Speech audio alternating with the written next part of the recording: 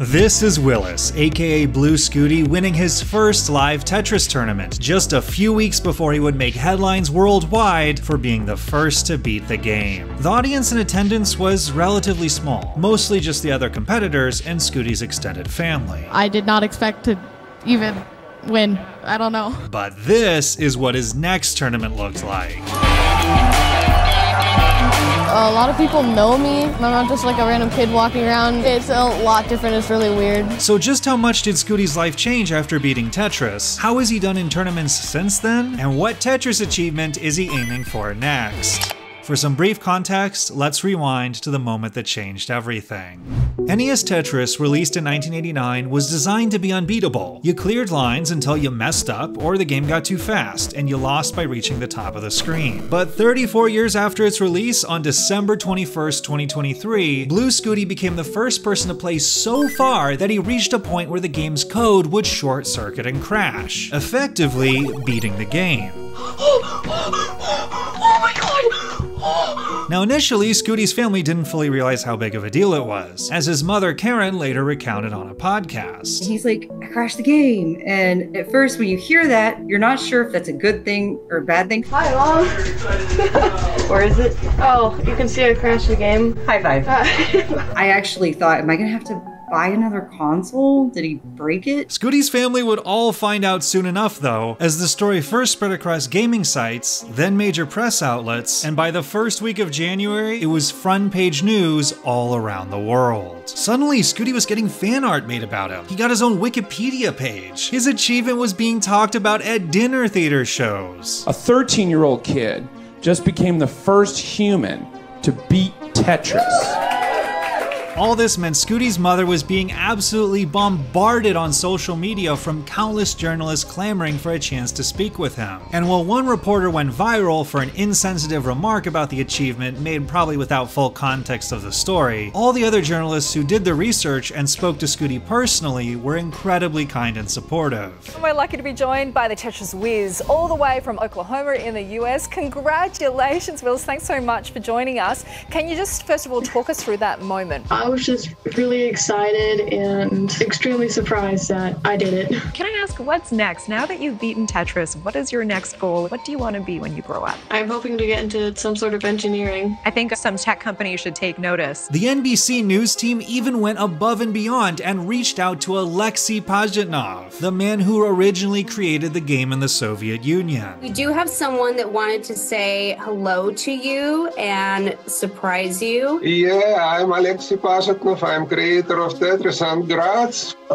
Thank you.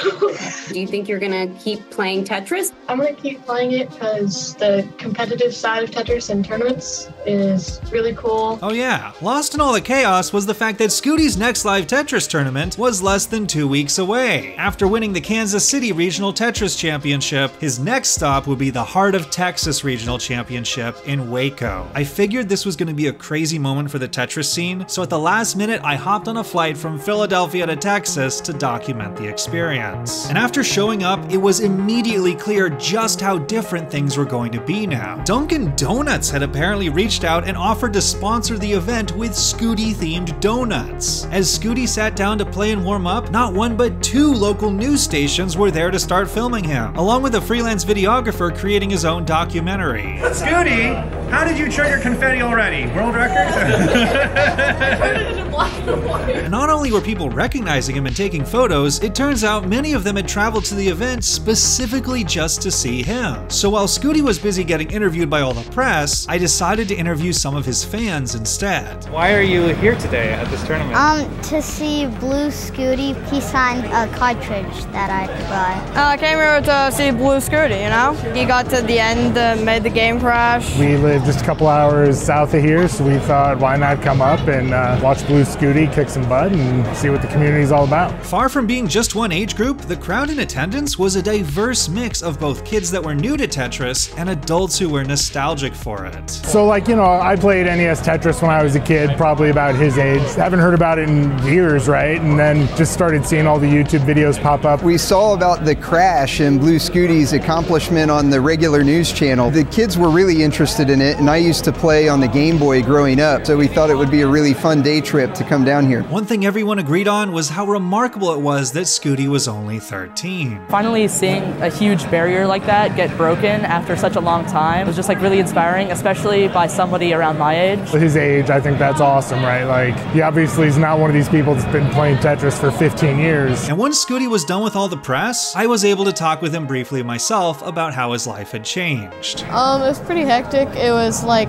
a few interviews a day and saying the same thing over and over and over again to like everybody. A lot of people know me. I'm not just like a random kid walking around. It's a lot different. It's really weird. Like, oh, are you the Tetris kid? Or, oh cool, you're the kid that beat Tetris. It's just a lot of that. Scuti was finding out pretty quickly though that his newfound recognition was leading to more than just photos and signatures. Kids are younger than me saying that like they've been inspired to play Tetris, and that's really cool. I got to level 4, and that was my max that I got to. What are your goals for Tetris in the future? I guess to get to level 29. I'm actually hoping I can actually like beat the game. I mean, that's pretty ambitious, but you know. Yeah, even some older people are also inspired, and now it's just really cool to me. It's cool that it's a game that you can pick up and get to that top of the chain pretty quickly. I then asked Scuti who he thought his toughest opponents were for the tournament. Okay, so Miles, Dog, Andy, and Doge. No joke, Texas was perhaps the strongest region for Tetris players in the world. Dog was the former 2-time Tetris world champion, and Doge had made it to the finals against Dog in that same regional Texas tournament 2 years prior. Miles was the most followed Tetris player on TikTok, but the toughest opponent of all was probably Pixel Andy, who had just in the previous week broken the overall score world record held by Scuti with a staggering 8 million points. I mean, Andy obviously had the overall score world record, so I'd say that makes him a good player. Now that all the players had arrived and warmed up, it was time for the tournament to start. 3, 2, 1, Tetris! The first phase was the qualifying stage. After each player maxed out the game's score counter at 1 million points for the first time, they had 1 additional hour to max out as many times as they could, with their highest non-max score being the tiebreaker or kicker. At the end of the qualifying period, Dog ended up nabbing the top spot with a perfect 9 max outs, while Scuti was third with 7. But that was actually okay. The most important part was that he got one of the top 4 spots, which got automatically placed in round 1 of the knockout stage bracket, while everyone else duked it out in round 0. Doge and Lapis would face off for the honor of playing Scuti in the next round. In 3, 2, 1, Tetris! The early rounds were best of 3 highest score wins, with a modified score counter to display scores over 1 million points. Lapis topped out in game 1 with 600,000, while Doge managed to just score over 1 million to show off the first digit, which was now in hexadecimal rolled up to A. Unfortunately, Lapis would top out right away at the start of game 2, and Doge would take the game and the set. Before Blue Scuti started in the tournament, he was given a special jersey that a company Exclaim had sponsored that had his name and the board he crashed the game with on it. He would now play his first match of the day for the crowd, and positioned his plushies in view of the camera for good luck. 3, 2, 1, Texas! Unfortunately for Doge, he scored much lower in this set than he usually does, only getting 500,000 in the first game and 400,000 in the second, which Scuti was easily able to beat. And that's it.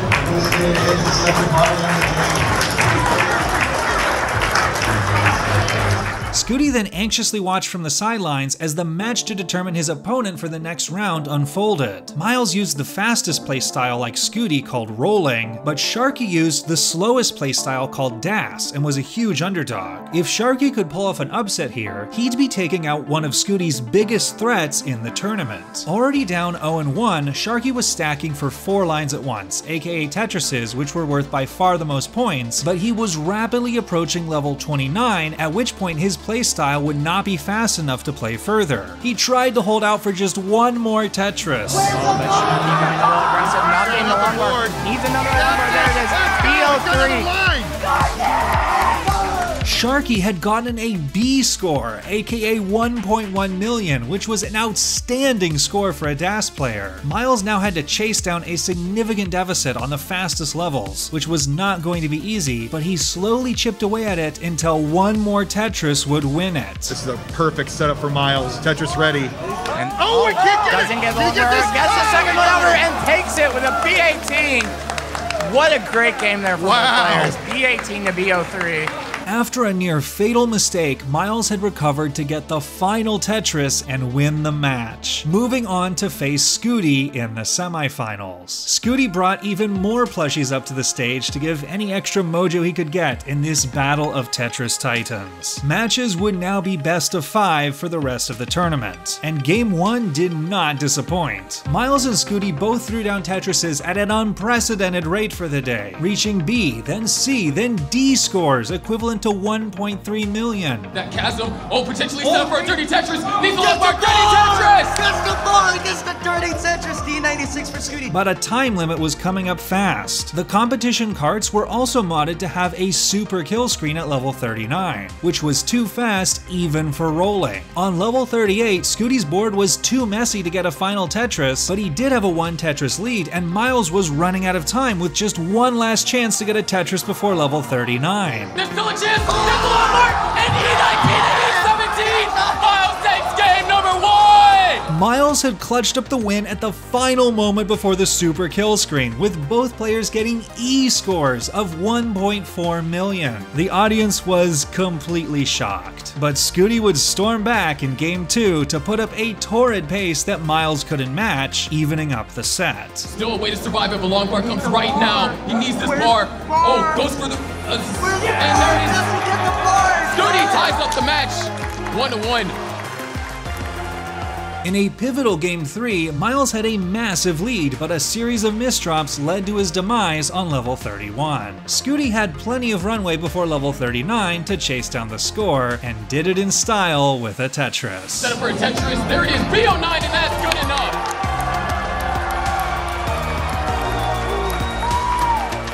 Scuti now just needed one more win to seal the match victory, but early on in Game 4, he got into a tough board situation and ran into a terrible drought without any line pieces. Scuti transitioned 618, but not an ideal board. Has to do some burning here. And this will give Miles a bit of that advantage as Miles is clean, just trying to build up. Scuti having taking a couple burns, still has to cover up that well. Yeah, both players. Oh, this is a drought. This is very dangerous for Scuti. The hang. If a long bar comes, he might be saved. And Scuti tops out at 624. We are going to a decider.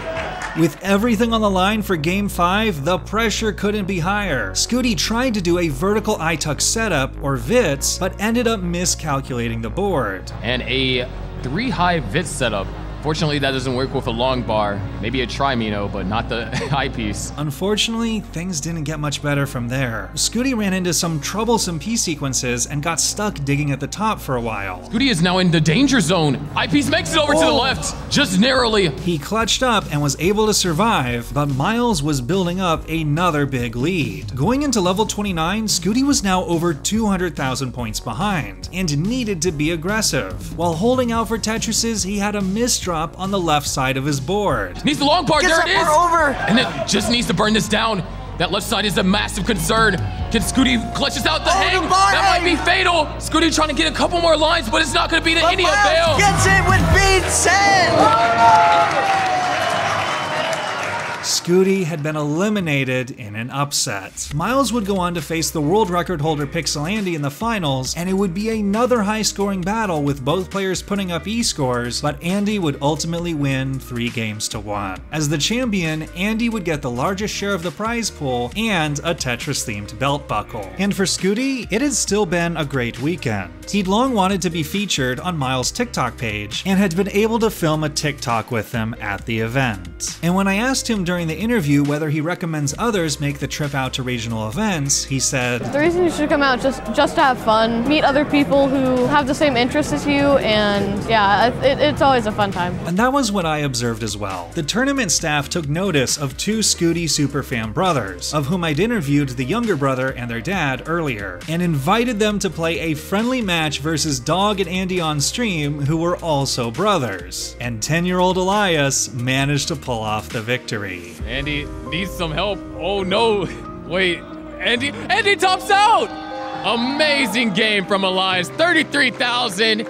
And he beat Andy. And after the tournament, there would be some good news for Scuti. Longtime Tetris fan John Green got the suggestion from his brother Hank Green that they should sponsor Scuti to get out to more regional tournaments to raise awareness for Complexly, the parent company behind SciShow, Crash Course, and a lot of other shows. In a dedicated video about the sponsorship on the Vlogbrothers channel, John said that he felt like this was a win-win, because Scuti is in the exact demographic that their flagship educational shows are aimed to help, but not a lot of people are aware of the production company behind them. And as a result, Scuti was able to travel out to many more tournaments in the coming months. When he went to the regional championship in Phoenix, a huge documentary crew was filming him from the moment he arrived. And this time, he managed to storm through the entire bracket without breaking a sweat, defeating fellow roller Oscar in the finals. So you know the man, the myth, the legend. The reason why news around the world has been paying attention to Classic Tetris, your champion